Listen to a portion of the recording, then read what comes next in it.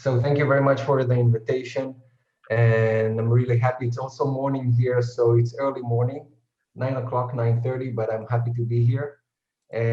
So I'm heading the MOFET National Institute for Research, Curriculum and Development, and I would like to share with you, I would say, three strategies that we worked, the Ministry of Education and also the MOFET Institute worked on how to advance, facilitate professional learning communities.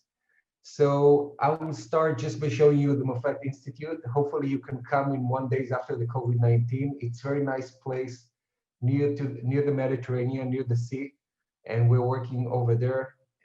So hopefully one day we can meet here.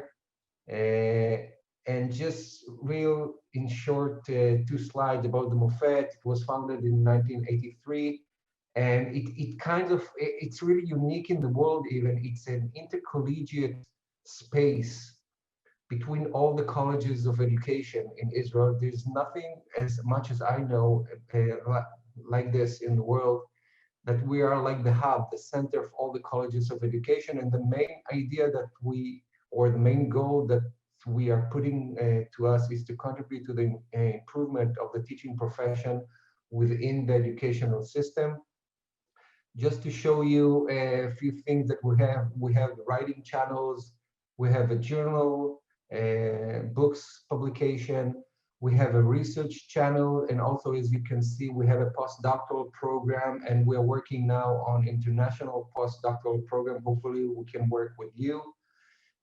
We have peer meeting channel, and we have professional study. It's like a school of education within the MOFET Institute. We have also a research and development that focuses on technology of education, which we are very proud of. And of course, we have an international channel. So just to show you briefly the main idea of the MOFET Institute, which is really unique in the world. There's nothing like that, as much as I know, in the world that put together all the colleges of education. It's like a hub, like a center that works with all the colleges of education.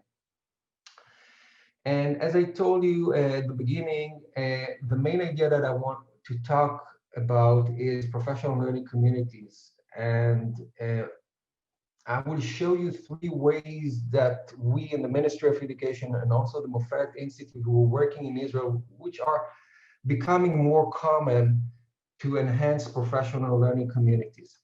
But before doing it, just a brief understanding, we see still now that schools are working or conducting according to the bureaucratic structure that were structured like 300 years ago, 200 years ago, according to the industrial factories.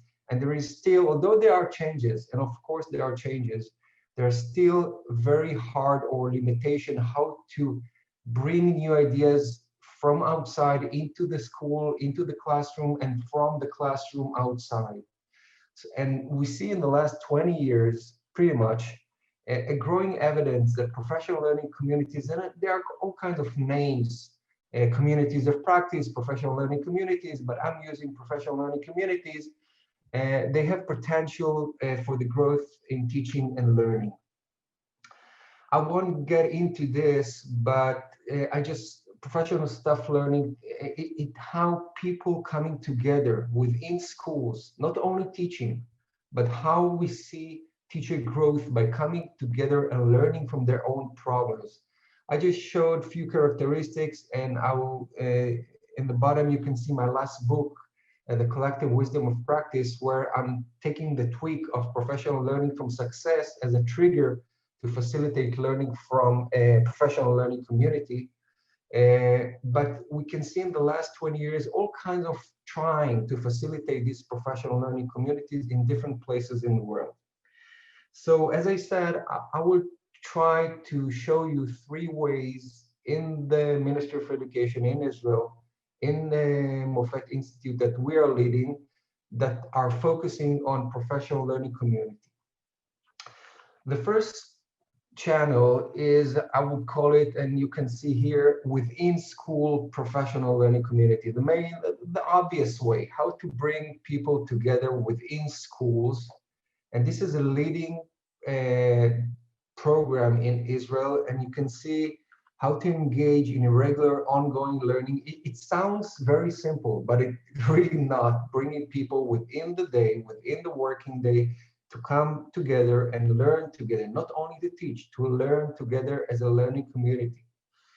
How to focus on systematic inquiry of problems of practice, not a problem from the university, not theory problems, but problems that are within their scope, that they are experiencing, and using data and representation of teaching, and how to promote professional and critical, and this is the linchpin, the critical discourse and teacher agency.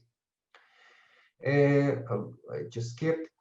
You can see that it's really diverse and developing in Israel. You can see the numbers, and it was important for me to show you the numbers also briefly.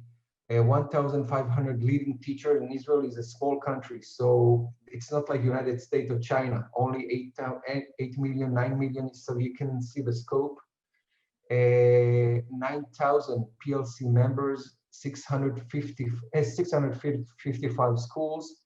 You can see that the division between elementary school, middle school, high, and also between Jewish and Arab, which represent the division in the population. 77 pretty much Jewish, 23 pretty much Arabs. So you can see the numbers. And I'm willing to share, because Dr. Jing, you asked whether I'm willing to share. I'm willing to share it. This is practical issues that we are dealing in facilitating this. For example, on the left hand, it's identifying and selecting leading teachers, who is the better person to take to lead this professional learning community within the school, how to train them. This is in the middle, how to train them. And we're bringing different methodologies from different places in the world, and especially how to support them in school and how to work them in order to sustain it. Because otherwise we see, even in research, that after 1 year, the professional learning community, and we see it is called contrived collegiality, which means that the professional learning community sometimes are not staying as a learning profession, as a learning community, but most of it as a place just to transform information from the ministry or from the superintendent. So it's very important how you are providing the capacity and the culture for sustaining it. And now, again, we need to check it. And you can see from on the left side how we check it, the characteristic that we're checking it, whether it's working right or not, whether there are regular ongoing PLC session. It seems obvious, but it's not. Whether we are focusing and analyzing improvement of teaching based on data representation and professional and critical conversation. For me personally, this is the most important thing. We need to see whether they are talking to each other, whether the dialogue is critical. And you can see the data in Israel, approximately 70% of the community meet once a week. This is, I would say, nice. We have to check what's going on with the other ones. Approximately 65 of the time spent on in the meeting is dedicated to learning teaching issues, not on other issues, learning issues. Above 80% of the leading teacher brought a representation of their practice. This is it's not a theory based, it's a data driven about what they are doing in schools, in the classrooms. And as I said, this is important for me, more than 95% of the leading teacher indicate that the relationship in their PLC are open and trusting, and teachers feel comfortable sharing their practice. Again, I'm skeptical about the 95%. This is too good for me, but we have to check it. And this is just, of course, in Hebrew, but you can see what they're coming together and working together on a canvas, on a piece of paper, and bringing issues from their classroom, and then they are analyzing it. You can see it's like a cycle, and they can analyze it and they have implication. So this is one way to facilitate professional learning community within the school. The second one, as I said, which is much harder, is how to facilitate professional learning community in the discipline.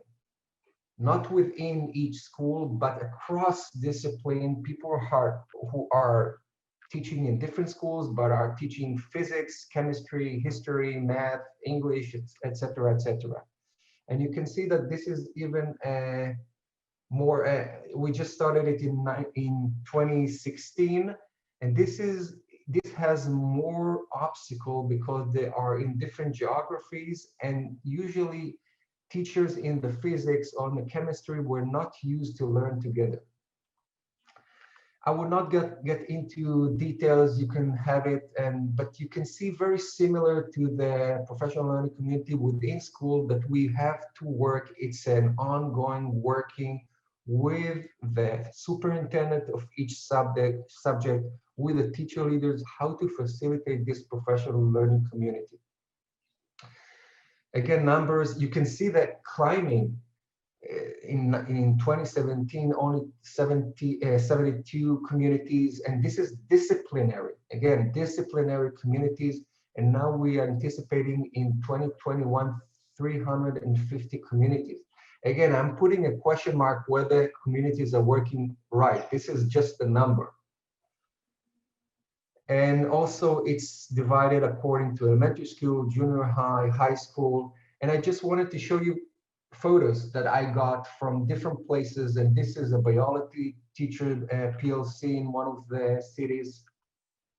You can see chemistry teacher PLC. And this is in Tamra, which is an Arabic city. You can see physics leader teacher PLC in Weizmann Institute, which is a higher institute of higher education for STEM. And you can see English teachers working together.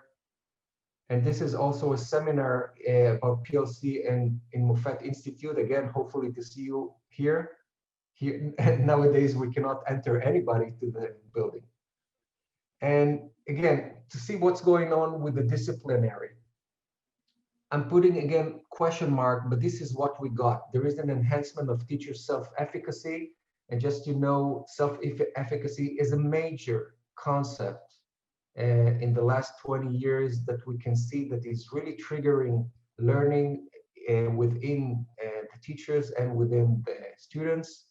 An increase in the application of teaching strategies that encourage higher order thinking, a higher level in the assimilation of innovative teaching and assessment method, and a higher level of collective inquiry. And for me, it's important, the collective inquiry, not the private, the individual inquiry, the collective inquiry in order to improve teacher practice. And just to show you a few things that happened when moving to the digital because of the COVID-19, but it was also before. And on the left side, people said PLC offered the teacher a safe space to share their feelings. But I will take you, because there is no time so much, to the right bottom, and you can see most PLC refused the Ministry of Education demand to record all session and maintain a safe space, because there was a demand to record everything, and people that came and worked in the professional learning community said, this is an inductive, this is an authentic professional learning community. We need our own space without being recorded. You can see also a few quotes of the people who are sharing the thought about how it is to become in a digital meeting, digital professional learning community.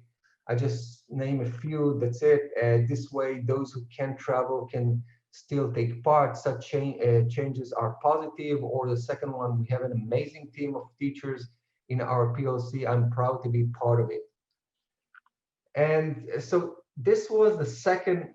I talked about professional learning communities within schools. I talked about professional learning community in the disciplines. And now the third and last one, which is, I think, innovative. We have National Program for Simulation Center in Education. And I was in charge of and proud to conduct and establish the first one in 2012. And now there are 20 centers for simulation in different colleges of education in Israel. I want to show you the photos from here. And this is just to show you what, because people do not know so much what does it mean, the simulation. You can see the control room here, the front, hopefully you can see. You can see the back, hopefully you can see a screen. And two people, just you can see their legs pretty much. And they are sitting in another room, pretending to have a simulation. For example, a superintendent talking with the principal, a mother coming to the school and talking with the homeroom teacher. And at the middle, you can see the reflection, the critical reflection group that talk and reflect critically about what's going on within the session. And again, coming with a professional learning community, the most important thing is the critical reflection that come into play here in the middle. A few words about the simulation. You can see simulation workshop for teacher and educator, real life scenario. Again, it's not a theoretical scenario, a real life scenario. Practicing interpersonal communication skills, and this is a major theme, interpersonal communication skills, and they are recorded, and people are getting it and going back home and reflecting again about what happened. And it's important for me to tell you, we are using real actors, not just teachers. At the small room that you saw here in the backstage, there are the people who are the teacher, the person who is the teacher, and a real actor. You can see the places in Israel, already around 20 places. And Israel, this is the geography of Israel. It's a small country, but we have 20 places with simulation rooms like this. And you can see at the upper slide, the main idea about the simulation is how to promote interpersonal communication. Again, bringing people to react to their own way of communicating with each other and then reflect together within the group. And so this is the important thing. And I would say something like this. You see the 20 places with the simulation around the country. I would aim that every school will have a simulation center, not only going outside now, the digital area, but and hopefully people will go on and come to the colleges and university for the simulation center. But my goal is that every school will have a simulation center wherein the teacher can encounter, can experience, and this is the biggest idea for me in order to develop a professional learning community. And just to give you an anecdote, teachers now cannot even do their apprenticeship when they're teaching to become teachers. They cannot do the practice. So we are using the simulation as a medium to do the apprenticeship. Although it takes a lot of time, although it's detached, but simulation can have the medium, the way to bring people that cannot go now outside and schools are closed and do their apprenticeship. And just this is the last slide.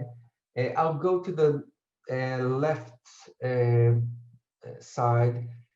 The main idea of the simulation are online live participation in a simulation, as you saw in the picture. But you see now that something that we never thought that would happen, and because of the COVID-19, we're having phone simulation. Nobody could imagine how you can do phone simulation, but especially with the Orthodox population in Israel that do not see each other, just a voice, it's much easier to do a phone simulation. And we never thought that we can do it, but there is good evidence that it's going right, the phone simulation. So just to sum up, there are three ways in Israel now: the professional learning community within school, the professional learning community in the discipline, and professional learning community within the simulation, that we can start and push more for professional learning communities. And I think this is a major force for nurturing teachers around the world. So thank you very much. And this is my email. I would like to have a contact with you, the MOFET website and my website. And thank you again for inviting me.